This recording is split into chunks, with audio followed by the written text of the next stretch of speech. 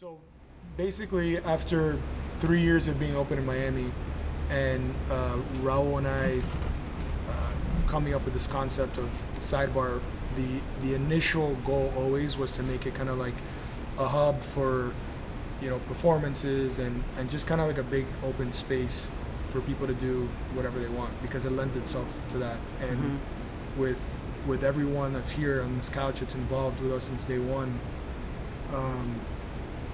we've had great success, and we've had some pretty special moments here.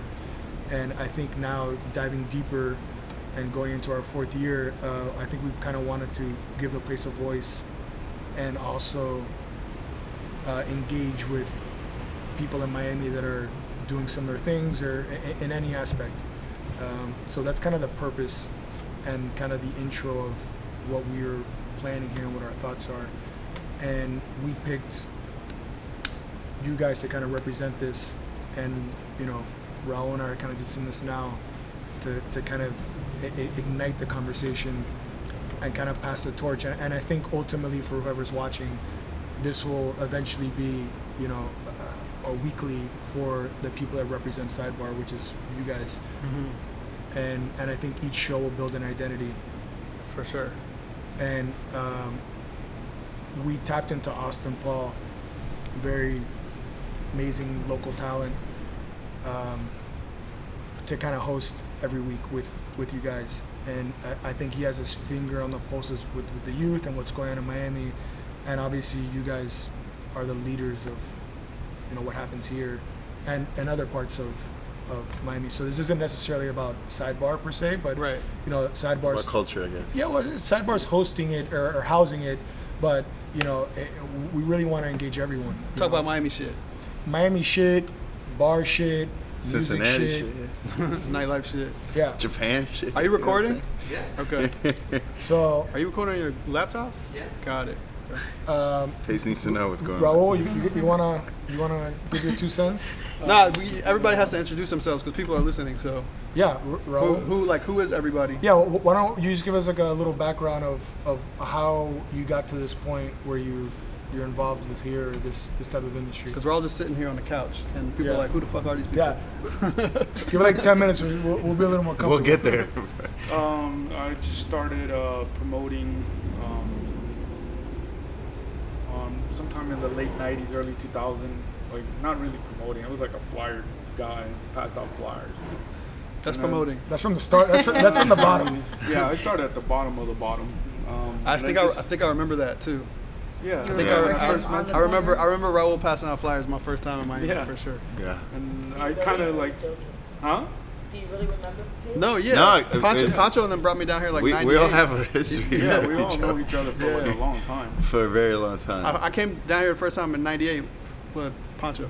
Yeah. Pancho What brought me for- down. No, it was from 2000 What, probably. it was like a Scribble Jam thing? No. It was Nah. Counterflow. No, it was definitely '99. Counterflow started in 2000. I doubt it was. Yeah, but it was before Counterflow. Really? Yeah. You know Patrick Pace, Yeah. like, is kind of It was, responsible it was for before everything. Counterflow. Oh, Really? Really? Yeah, When- Counterflow didn't exist when we came Oh, down so here. when did you come out here? Like, it was like 98, Explain this Eminem responsibility. Oh yeah, I discovered Eminem. Okay, explain. Okay, Well, explain Damn, so all right. we can replicate. Well, all right, so I- that's let Raul finish. Well, whatever. All right, you, so you this is went to Pace. Scribble Jam. I never went No, to I went to Scribble Jam. Yeah, Scribble definitely. Jam was like this festival in Cincinnati. Well, I It think was we should introduce ourselves first before we get into like stories. All right, this is Pace. No, Pace. let's start from that end. And then No, go. Raul went from flyers to what? Yeah. Yeah, I passed out flyers for years, and then this guy Bill Spector took me under like How old his were you wings. passing out flyers though? I don't know. It was like 21, 22, somewhere around there. I initially started working at Uncle Sam's, the music store, and I wanted to do like music. I wanted to work with music. So first I met this lady named Mira, and she used to work for Loud. Yeah. And I'm like, oh, and she would come in and drop off records and CDs and like posters and T-shirts and all that shit. And I was like, what is it that you do? She's like, oh, I work for a record label. And so I'm like, oh, what record label? And it was like Loud.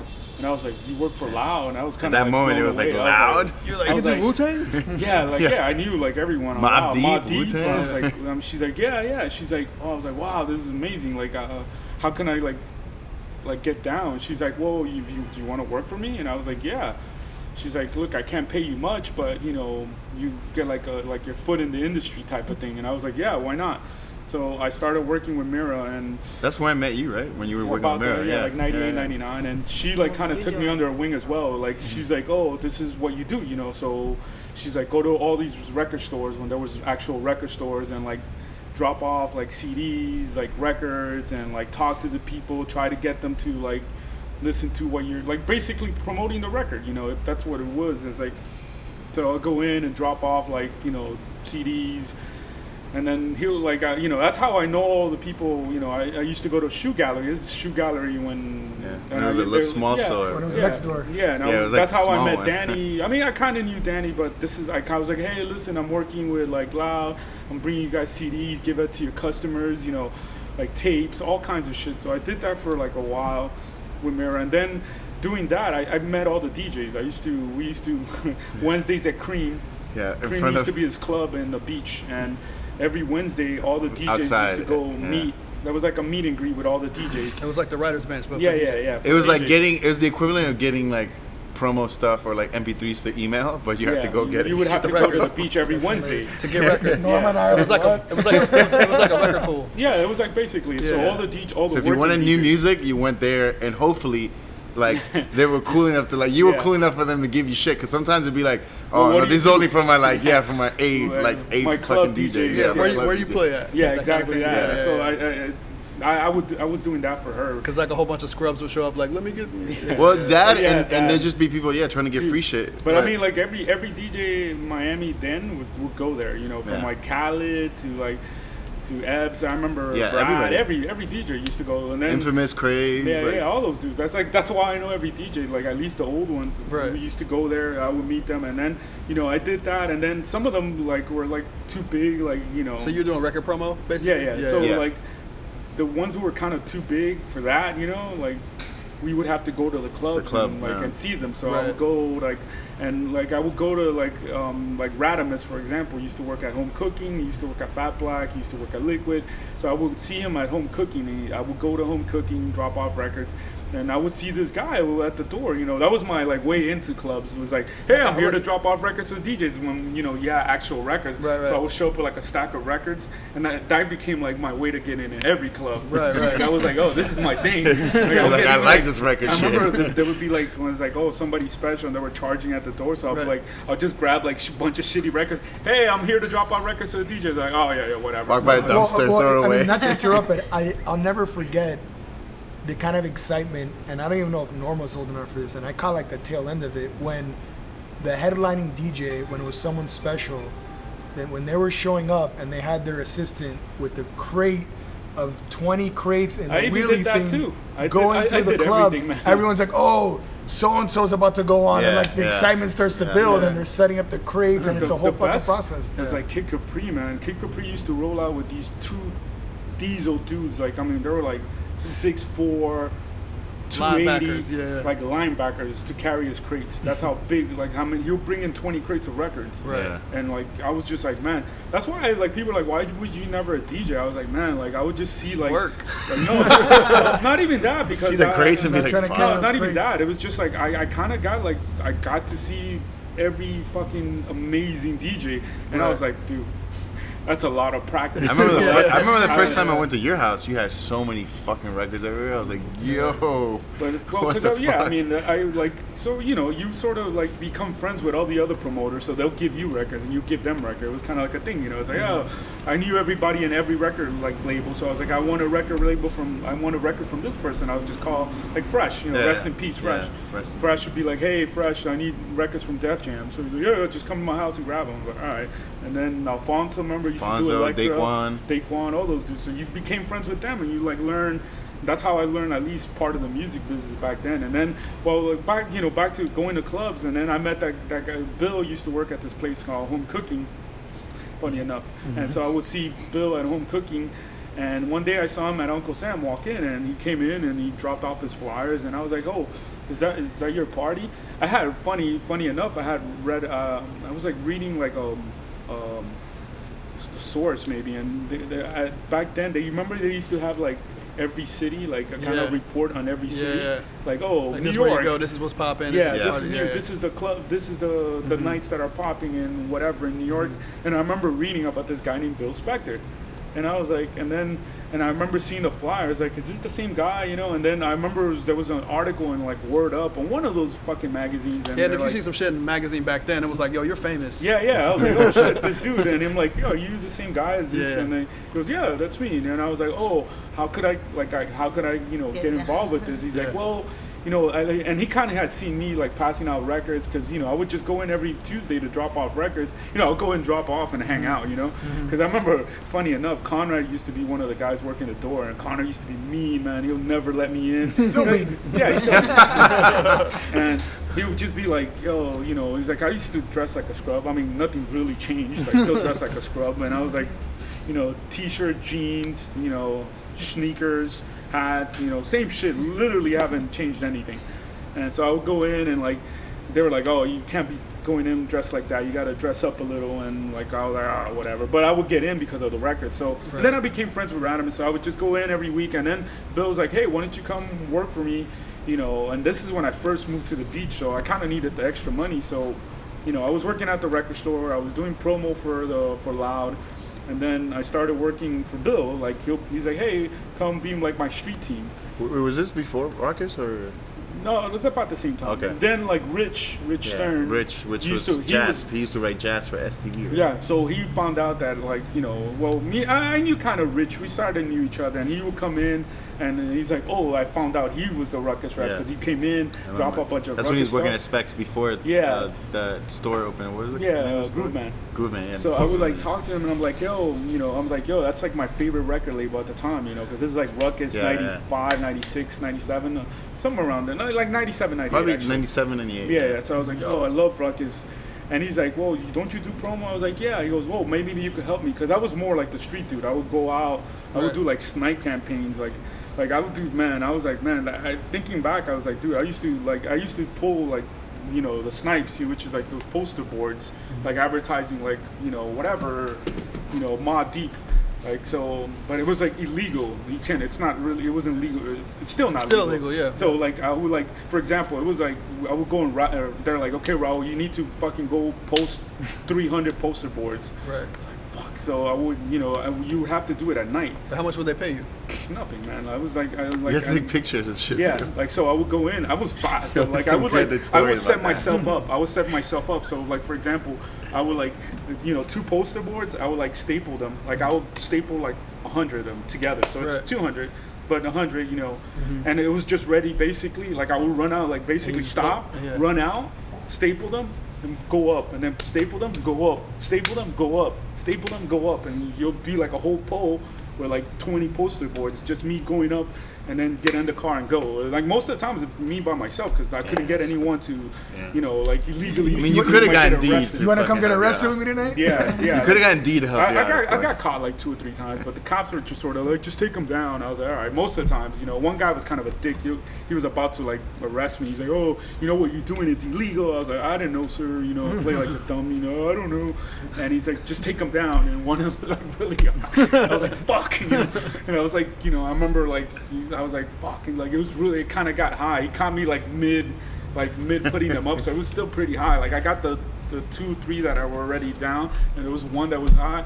And he's like, you're gonna get that. I'm like, yeah, I'm gonna get that. And like I remember finally finding like a piece of like a tree or something, or maybe like a broken branch or something. Yeah, something. I've like brought it down, and like it was just like looking at me. It was just I did some of the wheat paste. The wheat paste is kind of the worst. Yeah, that shit sucks. Yeah, like all fucking like I ruined like I remember I had a pair of shoes. I ruined them because of like the wheat paste and all that shit.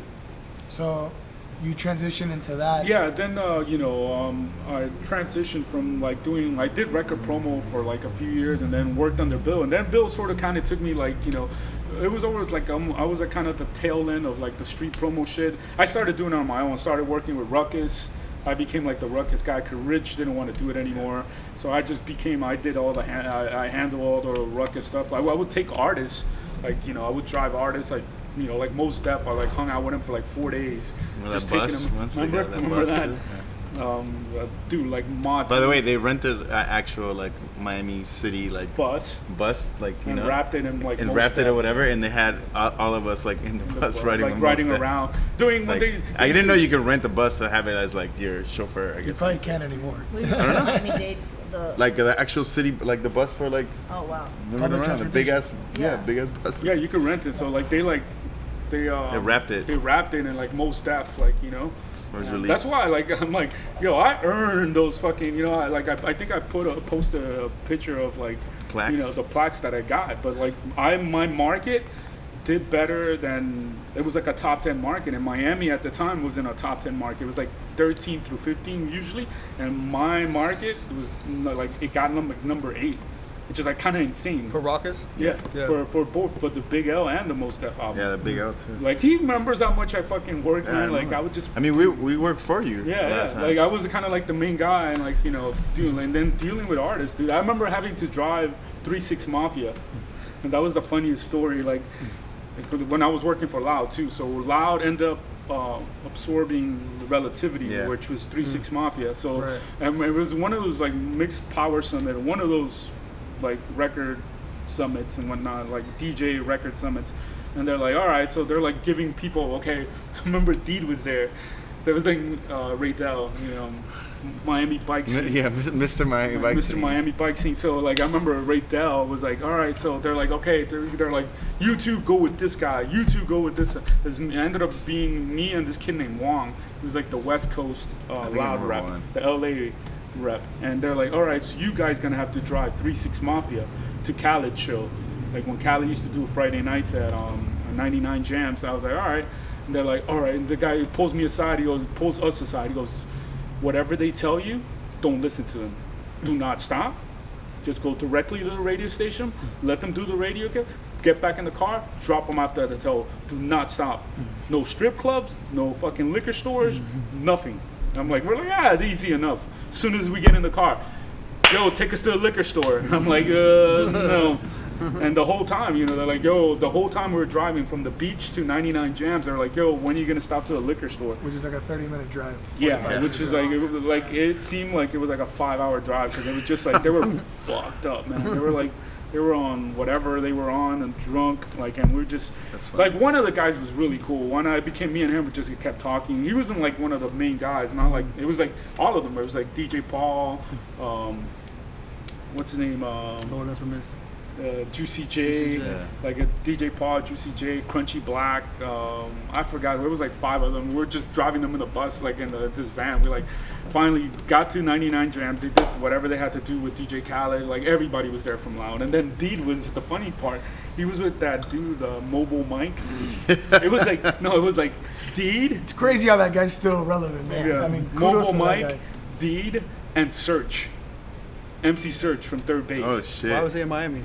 Because he was at the time working for SRC, like Right, Steve right, Rifkin Steve company, Rifkin's, yeah, like I don't know what directly, whatever. Yeah. So it was like, and I was like he ends up being with them, like you know, I ended up with like 3-6 Mafia and whatever. That's a funny story. Oh, besides that, so anyways, you know, I started doing like promo, and then I just after that kind of shit that kind of died down, I started working for Bill like full time. I basically ran a street team, which is sort of the same thing, but you know, just for like club nights. Bill Yeah. at the time had like 3 or 4 club nights, so I had like a street team of all like Argentinians and Colombians, like you know, because we were paying them like you know whatever. Under the table. Yeah, kind of. And, so I had like 7-8 people working for me. And I'm like, hey, you guys got to be here. I'll do like a whole schedule. Hey, you guys from this time to this time, and I'll go in and double check to make sure that they were doing what they're supposed to, you know. And I still like did some of it myself as well, you know. So I did that for a couple of years. Then like was that GTC after that? yeah, then like we sort of got I kind of got fired. I think Mo fired me. Damn. Anyway, so. Angel fired me, so that's fine. So anyway, so I ended up like Bill's like, hey, at the time I was really big into sneakers, and he's like, hey, do you want to? We were trying to possibly open a record store, and so he's like, hey, I want you to meet this dude who wants to open a sneaker store too. And I was like, all right. And like I went to GTC and met Al. Yeah. And so Al was like, hey, and me and Al like kind of like hit it off right away. Which now runs the. Oh wow, no way. Yeah. Anyway, so so I started working for Al. The whole sneaker thing didn't happen. Then he got involved with like Spoonfed, which is like Bill Angel and Bill Angel and a few other people's clothing brand. And then after like a year or two, that everybody kind of went on their own. I kind of needed a job because the whole thing with the clothing brand didn't go where it was supposed to. So they're like, hey, I started working for Al. Al got the idea to open a gallery, which became Oh Wow. And then at Oh Wow, he opened Oh Wow and worked with them. Like we did a bunch of shows. Like I remember we did the Matt Decent show. I was at that show. That was nuts. It was like 5,000 people. Like With it was Lil like Jon. an underground rave, basically. Yeah. Free. Everything was free. We didn't charge nothing. Like, Lil Jon played in the back, right? Yeah. The one with the ramp? Also? Huh? Was the ramp there? No, that was the Neck Face show. Oh, okay. We did Neck Face, we did Diplo. The Neck Face we did it on Halloween. That was another like 5,000 people. Like all those nights were like, now thinking back, I was like, man, those were kind of like amazing nights. How was I here for all of those? You were there for the Neck Face thing? You were doing probably the Really? whole like I Spank Rock shit. I was in Miami. But you were doing much. Spank Rock like Yeah. touring a lot on that, and I think there was that whole relationship with Naeem and working with everybody down here all the time. But also, it's kind of funny. Like Raul worked in a lot of industries where those parts of the industries were like dying due to whatever technology or just like a change of the business and how things were done. And you were involved in very important parts of it, and like, you it's kind of funny. caught yourself in like the most important people, like on the tail end of like those parts of the industry. And so, but you kept reinventing yourself. So you went from the record promo to club promo to then working for the actual company that made Prince. flyers for the promo. You have to be like Madonna says. You have to go with change. Like But you have to change. Then the art world. Then you had a little stint, working with Al. Yeah, at at Wow, Oh Wow, we did a couple of shows, and then they were just sort of like figuring out as far as the art world what they were gonna do, and then at the same time Al got an offer. So we did this one year. We did a pop up with that bar Max Fish in New York. So I went up to New York for like 3 or 4 days to kind of work under Uli, who runs Max Fish. So they're like, oh, we're gonna do a pop-up during Basel. So like they sent me up there. I worked with her, and then I came down. So the initial what we were gonna do is we were gonna do Max Fish pop-up, and then go back and then do like a full-on Max Fish, like in Miami. Yeah. So that was the idea. So Max Fish was like kind of open here for a while, right? It It was a pop-up. Ended we up just being did the bar. pop-up. That's It was what just bar supposed to ended be a pop-up, and we did the pop-up during Basel, and it was fucking nuts. They did really, really well, but we just didn't. We couldn't work things out with Uli, the lady from Max Fish. She wanted to do things a certain way. We wanted to do certain things our way. Right. She wanted to kind of make it like how New Yorkers run, Right. And you can't really do that here. It's Miami. Yeah, It's like Miami. You got to do it the way Miami yeah, runs, and which it is was exactly a lot slower pace but than New York. Uli's she's a German lady, she was just gonna go by how she does things. That's Right. not gonna change her. That's just how she is. Right. So she's like, hey, for example, we're slammed at 4 a.m. Hey, we're shutting it down. Like, oh, we could stay till 5. Yeah, but we're not. So at 4 a.m, place is rammed, everybody out. So you went from that pop-up, which eventually transitioned into Yeah, we did the pop-up. Pop-up didn't work. It was just like, hey, like this is not. We were like, we just. I mean, it went on worked, but the relationship didn't work. Yeah, it was just it wasn't gonna work. You know, it was like, well, we wanted to do things our certain way. She wanted to do things a certain way. So we're like, okay. So we ended up kind of doing it on our own and just carry under the guise of like, oh wow galleries, bar. That's so the whole idea was, and so that's when press actually came into the picture. So press is like. Press was already sort of in the picture, but then he became more involved. Like, I'm like, hey, we're gonna. Press was like doing stuff with OWOW too. Yeah, he was already sort of, but not fully. Like, so, but that one they brought him in more because we're like, hey, we're gonna need help. So the whole idea was like, hey, under the guise of like, oh wow, it's like the oh wow bar. So it was me, Press, and then, for example, so we like launched it. We had like Alvaro, Free Gums, do like the opening, and then. The whole idea was like every 3 months, switch up the whole decor of the bar inside the bar, which was a fucking pain in the ass. But it was really cool though. I think. Yeah, but it was a pain in the ass. It was a really cool idea. We would just basically like within a weekend, like we'll close on Saturday and then spend the whole day Sunday redoing the whole fucking place. I mean, we were there like 24, 25 hours to open on Monday. As the hey, this is the new installation. So we did that. So the first year was tough. Again, I didn't know anything about the bar business per se. I knew about promotions, marketing, branding, all that shit, but I don't really know. I was like, you'll figure it out. Like he kind of threw me into the lines, be like, yo, you're smart, you'll figure it out. You'll figure it out. And so at the time, and that's when Javi comes into the picture. Javi was already working at PS14. So which Javi, for everyone that doesn't know, helped open and was one of the original managers of Sidebar. Yeah. So that's why there's still people still lingering from Black Bar. So the bar was supposed to be, it was actually just called Bar, but everybody called it Black Bar because the whole idea, I think when Press came up with the whole idea was just like the logo was a black bar. Yeah, like how Prince had like the logo and you knew it was Prince. You knew that the logo was just a bar. It was just bar, and so the whole, and then people just called it Black Bar because it was just a black bar, So it's like Black Bar, whatever.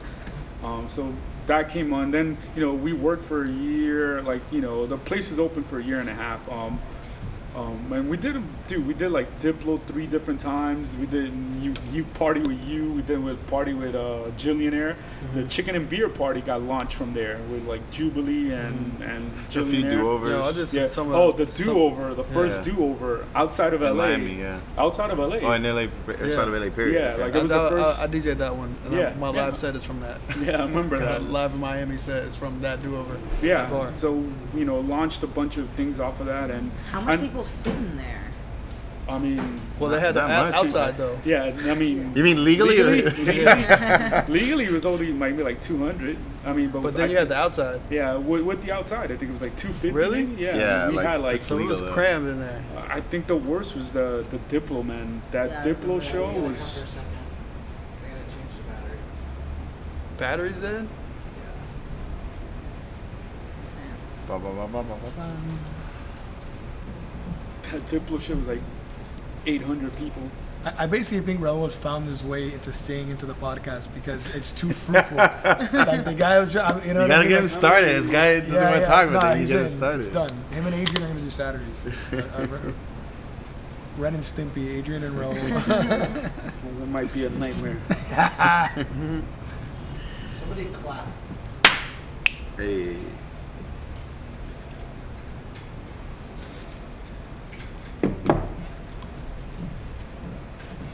If I get delivery, 337 South. She should have ordered that shit like 20 minutes ago. I know, man. Alright, we're good. Sorry about that. Just cut it. Crossfade. Anyway, so back. Wait, good? well, we need Norman to sit down because that one's pointing at Raul. Alright, we're good. All right, so so we did the Sidebar Black Bar for a year and a half, and then we ended up the first year was really tough. Like it was just like learning, kind of like I kind of learned the business and like sort of like hey like about marketing, about promoting, about everything, about ordering liquor, which I didn't know shit about. So I kept Javi because Javi knew that part of the business at least. He knew about like bartending. Dude, I was just sort of like, oh, I don't know shit other than promote, marketing, and all that shit. I learned a little like slowly. And I ended up, like, the first year was tough, but then the last 6 months, we started, like, doing really well. Like, it went from, like, barely doing anything to, like, triple that. Like, our business went up 40%, on just, like, trying new things. And what worked, we kept doing. It was like, oh, that worked. I remember, like, a Tuesday night, it was, like, our slowest night. So we did, like, hey, let's launch a ladies' night. And we launched Ladies Night and with Veronica, and that took off. And then, it started doing good. We started actually making money. And so why did you end up even closing? Because right? somebody bought the building, and our lease was up, and they didn't want to extend our lease. So that was it. Did we like kind of like? Was Peach Fuzz alive at this point? No. But Out of everything, like everything that's moved on, there was like, so when bar closed down, we're like, okay, so I was like sort of like unemployed, and I'm like, oh, what am I gonna do next, and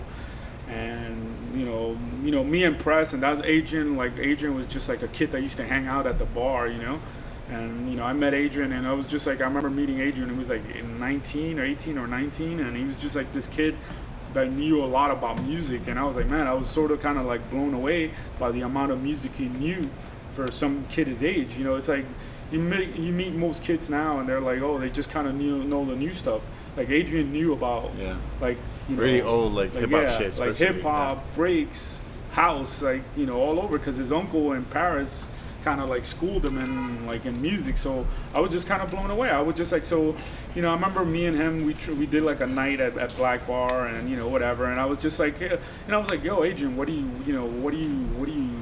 like, what's your end goal? He was just working at Purdy Lounge, like doing the back, like, oh, he will open up. He would open up, open up like at 10, but there was no one there, So, and he was just happy to get like $100 or something, And actually, he was doing it for free at first. Yeah, I think he did it for free. And it was his first gig ever. To like, which for people that don't know, you kind of developed this team out of like friendship and like scenarios that you've been in with you, Press, and Adrian, which Press is like a creative director. Yeah. And Adrian has become one of the best DJs in Miami. Yeah. Arguably the country in his genre, and you guys were kind of like forming something organically without even realizing you were forming something. We were just like hanging out with those are like my two best friends still,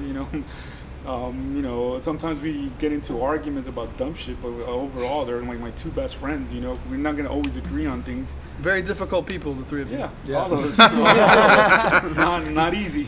So we were just like, hey, so we're like, and so we're like, oh, what are we gonna do next? So we're like trying to figure out like, oh, what do we do? So we're like, yo, we should launch a party. And so we didn't really have, we tried going in different places. A lot of people were like, oh, we were like, oh, we want to do a party here. They're like, nah, we don't, go away. Who's this 19-year-old kid? Yeah, like who's this, these three people who have never really done anything. Like I had tried doing parties and never really semi-successful, But doing a club and doing a party is like pretty much the same shit. So all those things led into you guys finally. Yeah, so I remember we used to kind of hang out at Grand Central because Jake was there, so it would be like the one place that we just kind of like fit in, and we were trying to figure out like, there was like, we were in talks of trying to open Black Bar again, like somewhere else, and I was kind of looking around to see, but nothing came about. And then ended up moving to LA, so that pretty much deaded like that anything was gonna happen as far as Black Bar in Miami.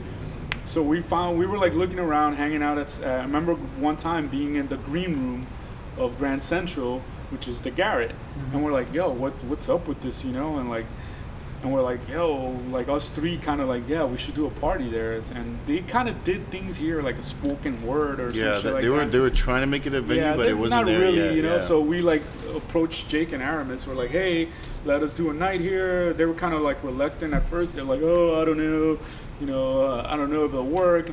Man, we would kind of have like a built-in with like all our friends that used to go to Bar. at the bar. So we kind of had like a following already. So we're like, hey. So, after like maybe a month of them, of like us bothering them, like, hey, let us do a night. They're like, all right. They kind of like, all right, we'll give you guys a night and see how it goes, So, like I remember exactly, me, Adrian, and Press were like, all right, they gave us a night. We got to come up with a concept. So we're like, yo, this is when like it was 2010, 2011, and it was 2011, and it was like this is when EDM was like pretty much the only thing that was getting played, like EDM and all, like hip hop wasn't really big. I mean, it was, but not really. So we're like, yo, we should do like a night that we're gonna play a lot of R&B for girls. Like we realize that like any party, like the most important thing is having a lot of girls just having fun and dancing and whatnot. So we're like, let's come up with a name for a party. And I remember we went to what's that Morgan's. Mm-hmm. We had like a meeting at Morgan's, like brunch. It was me, Adrian, and Press, and we're like throwing names. We're like, oh, I remember I was like, yeah, let's call it the Vapors. And like they're like, which Adrian still bothers me about, like, oh, let's call it the Vapors. So he's like, he actually came up with the name like Peach Fuzz. He's like, oh, there's KMD, right. Peach Fuzz. He's like, oh, we should call it Peach Fuzz. And I was like, yeah, it kind of sounds good. And then Press is like, oh, I know what I'm gonna do. I'm gonna like kind of do like a retro, he saw like a retro. Yeah, it actually made it sense because he like saw what it could be. So he's like, oh, I'm gonna make the kind of like a retro '90s looking flyer. Right. And the whole idea was like have like I still have this crazy like Yo MTV rap collection. Yeah. So I would give collection. him. So I gave him a bunch of tapes so he could look and basically snatch stills from videos of like 90s and of 90s hip hop or R&B, mainly R&B. So we launched the first party in like 2011 December during actually Black Friday.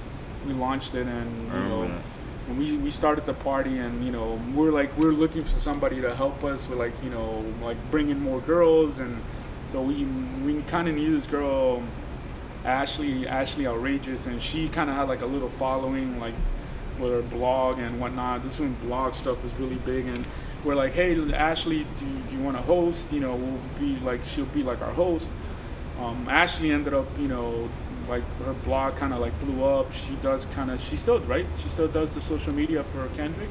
For what? For Kendrick. She helps out. Yeah, she works with Kendrick a lot, whatever. So she came along and like, so it was basically that was the original team. It was me, Adrian, and Press, and Ashley as the host. The party blew up. Yeah, then the first like party did well, and then they're like, oh, you guys should do it every week. And we did, and after like a couple of years, let's get this money. Yeah, let's do it every week. Yeah, it did really well. So. And you guys also had the staff from Bar. Yeah, like doing Javi, like the Javi, remember? Yeah. Like it was just, it was sort of like everybody knew us. Like it helped that it was sort of people knew us, that it was like, oh, these are the Bar people. It was the same crew. Yeah.